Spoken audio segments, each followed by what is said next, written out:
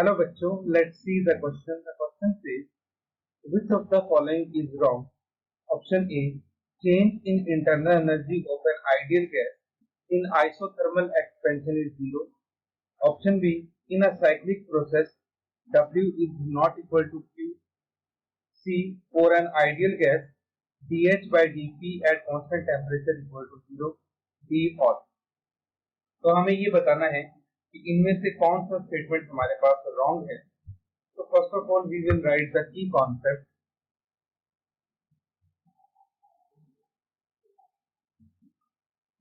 So key concept we have, number one,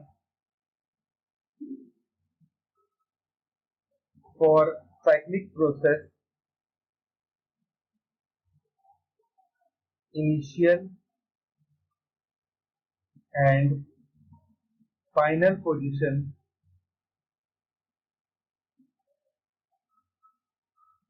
are same. So internal energy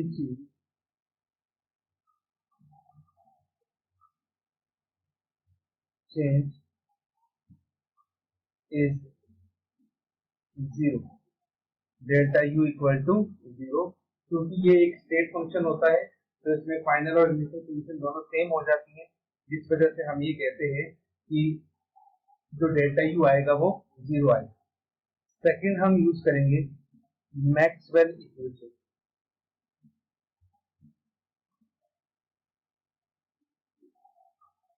तो वो equation क्या होती है वो हम आगे ही लिखेंगे. चलिए अब एक एक करके हम तीनों ही स्टेटमेंट को सॉल्व करते हैं और देखते हैं कौन सी स्टेटमेंट करेक्ट है कौन सी नहीं. तो पहली जो स्टेटमेंट है उसमें ये हमें बोल रहा है कि आइसोथर्मल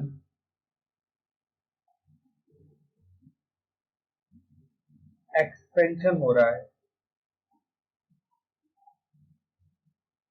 आइसोथर्मल एक्सपेंशन का मीन टेम्परेचर हमारे पास यहाँ पे क्या है, कांस्टेंट.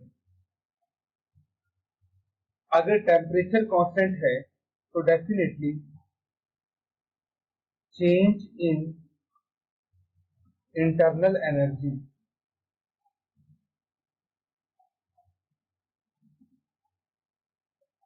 हमारे पास क्या आ जाएगा, delta U equal to zero. क्योंकि इंटरनल एनर्जी टेम्परेचर के डायरेक्टली प्रोपोर्शनल होती है.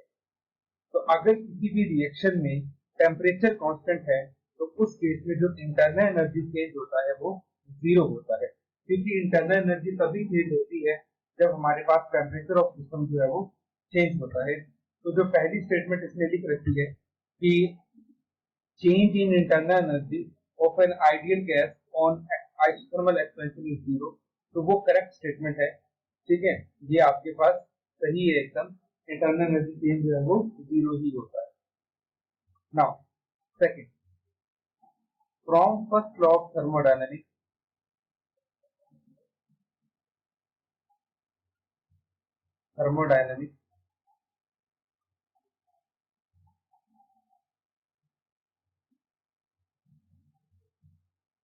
वो हमें कहता है Q इक्वल टू क्या होता है, delta U plus W. Now for cyclic process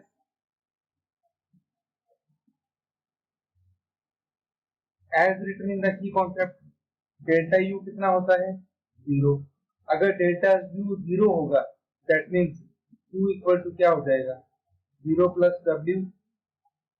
तो यहाँ से Q किसके इक्वल आ जाएगा, W के इक्वल आ जाएगा. तो जब हमारे पास साइक्लिक प्रोसेस होती है तो Q जो होता है हमारे पास वर्क डन जो आता है, work done is equal to heat absorbed by the system. लेकिन यहाँ पे ऑप्शन में हमें दे रखा है W is not equal to Q, तो ये हमारे पास गलत है. करेक्टली में ये होता है कि Q जो होता है वो W के इक्वल होता है.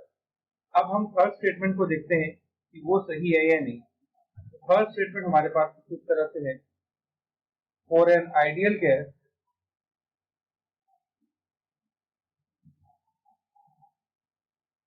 curly H upon curly P at constant temperature is equal to 0। अब हम इसको सॉल्व करते हैं। वी नो फ्रॉम मैक्सवेल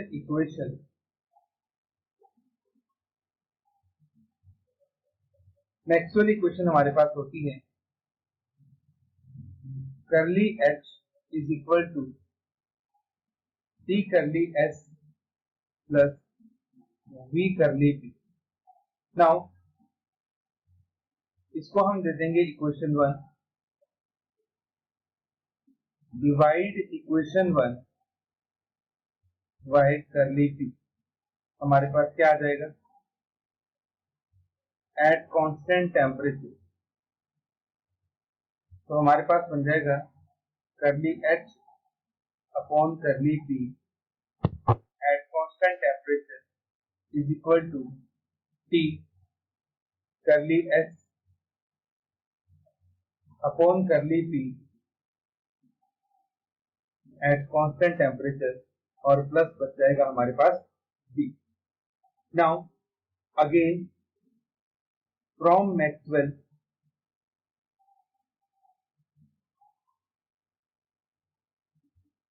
से हमारे पास ये भी होता है PV is equal to S into T।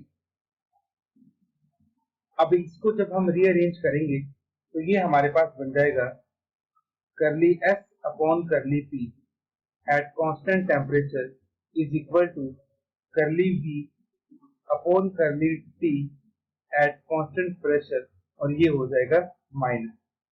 अब ये जो वैल्यू आई करली S अपॉन करली P की, इसको हम इस इक्वेशन में पुट कर देंगे। यहाँ पे करली P आएगा आपके पास, ठीक है। तो इसको हम इस इक्वेशन में पुट करेंगे फर्स्ट वाले में, तो हमारे पास क्या बन जाएगा, curly H upon curly P at constant temperature is equal to minus T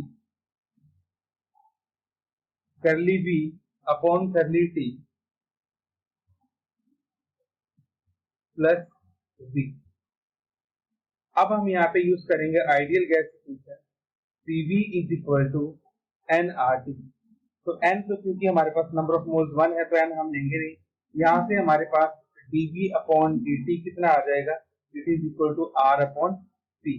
तो उसको हम यहाँ पे पुट कर देंगे, तो हमारे पास बन जाएगा curly H upon curly P at constant temperature is equal to minus T into R upon P plus V। अगर PV इक्वल टू nRT से, PV इक्वल टू RT से हम RT अपॉन P निकालें तो वो किसके इक्वल आ जाएगा, V के। तो उसको हम यहाँ पे पुट कर देते हैं, तो हमें मिल जाएगा curly H upon curly P at constant temperature is equal to minus V plus V। वो हमारे पास किसके इक्वल आ जाएगा, 0 के इक्वल आ जाएगा। तो इसका मतलब करली H upon curly P at constant temperature और आइडियल गैस कितना होता है, 0 होता है। तो अब यहाँ पे जो आपके पास फर्स्ट स्टेटमेंट दे रखी थी, तो फर्स्ट स्टेटमेंट में उसने हमें यही बोला है, change in internal energy for ideal gas on isothermal expansion is 0। तो ये करेक्ट है, हमने निकाल के देख लिया। साइक्लिक प्रोसेस के लिए W Q के इक्वल आता है, बट यहाँ पे लिखा है नॉट इक्वल टू Q, तो ये स्टेटमेंट गलत है। और आइडियल गैस के लिए करली H upon curly P at constant temperature कितना होता है, 0, ये भी हमने देख लिया। तो our final answer is option number B, in a cyclic process W is not equal to Q. Hope you understood it well. Best of luck.